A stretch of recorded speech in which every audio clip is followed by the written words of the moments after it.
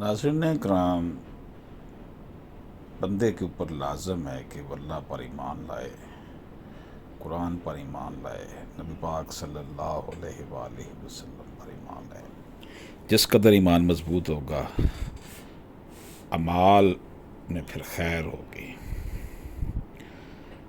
آخرت پر جتنا یقین کامل ہوگا، اتنا ہی بندہ مومن کے قلب و دماغ میں ایمان اور یقین راسخ ہو جائے گا۔ جب بندے کے دل میں ایمان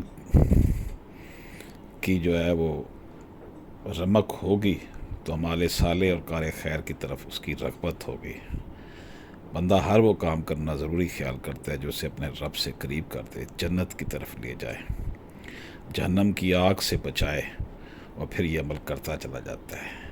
اسے کوئی بھی چیز نہیں روک سکتی، اور نہ ہی کوئی جو ہے وہ حاجت اس راستے میں روڑے اٹکا سکتی ہے۔ ٹھیک اس کے بالمقابل جب انسان کے اندر ایمان کی لو مدھم پڑ جاتی ہے، ایمانی نور کمزور اور ضعیف ہو جاتا ہے، بے شک نمازیں خوب پڑھے، روزے خوب رکھے، زکوٰۃیں خوب ادا کرے اور حج بھی کرے، ماتھے پر نشان بھی لگا دے، مگر حقوق العباد کی ادائیگی کی رسی ڈھیلی پڑ جاتی ہے۔ اسے حقوق کے مارنے، حق تلفی کرنے اور مال ہضم کرنے میں کوئی قباحت محسوس نہیں ہوتی۔